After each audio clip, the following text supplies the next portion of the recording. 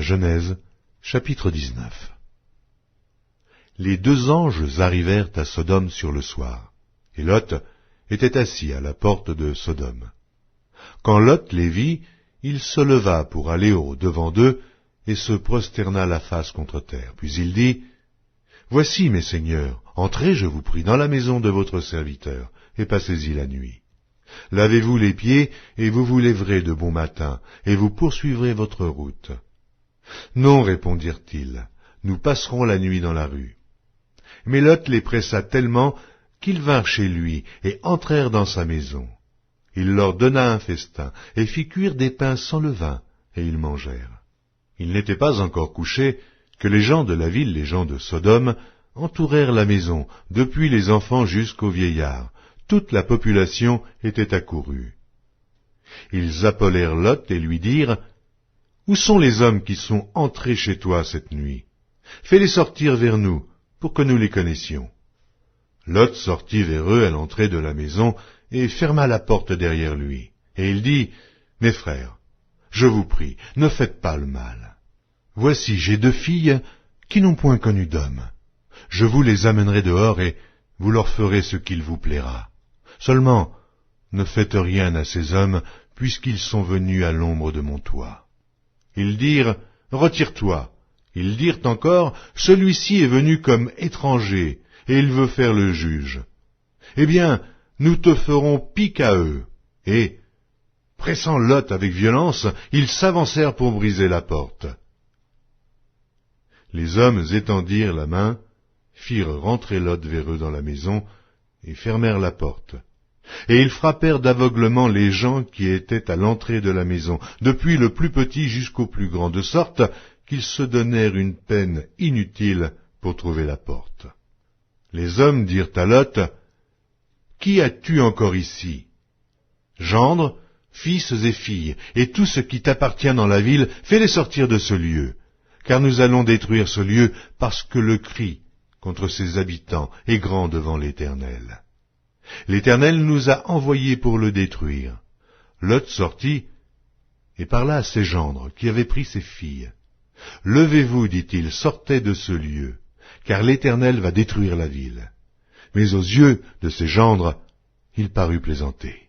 Dès l'aube du jour, les anges insistèrent auprès de Lot en disant, « Lève-toi, prends ta femme et tes deux filles qui se trouvent ici, de peur que tu ne périsses dans la ruine de la ville. » Et comme il tardait, les hommes le saisirent par la main, lui, sa femme et ses deux filles, car l'Éternel voulait l'épargner.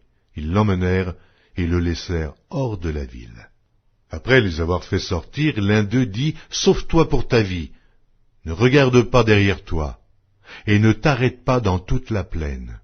Sauve-toi vers la montagne, de peur que tu ne périsses. » Lot leur dit, « Oh non, Seigneur, voici, j'ai trouvé grâce à tes yeux, et tu as montré la grandeur de ta miséricorde à mon égard, en me conservant la vie.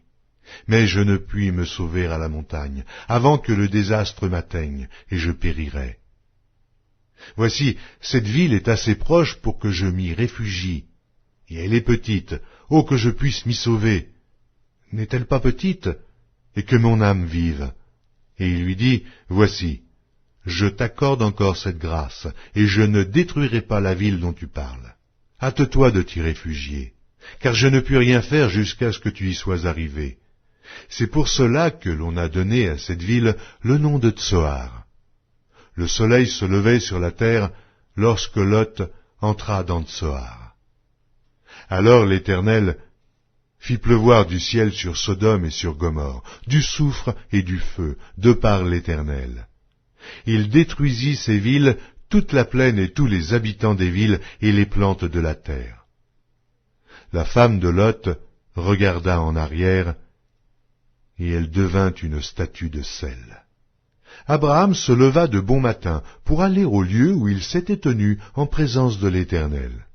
Il porta ses regards du côté de Sodome et de Gomorrhe, et sur tout le territoire de la plaine. Et voici, il vit s'élever de la terre une fumée, comme la fumée d'une fournaise. Alors Dieu détruisit les villes de la plaine, et il se souvint d'Abraham. Et il fit échapper Lot du milieu du désastre, par lequel il bouleversa les villes où Lot avait établi sa demeure. Lot quitta Tsoar pour la hauteur, et se fixa sur la montagne avec ses 2 filles, car il craignait de rester à Tsoar. Il habita dans une caverne, lui et ses 2 filles. L'aînée dit à la plus jeune, « Notre père est vieux, et il n'y a point d'homme dans la contrée pour venir vers nous, selon l'usage de tous les pays. Viens, faisons boire du vin à notre père et couchons avec lui, afin que nous conservions la race de notre père. » Elles firent donc boire du vin à leur père cette nuit-là, et l'aînée alla coucher avec son père. Il ne s'aperçut ni quand elle se coucha, ni quand elle se leva. Le lendemain, l'aînée dit à la plus jeune, « Voici, j'ai couché la nuit dernière avec mon père.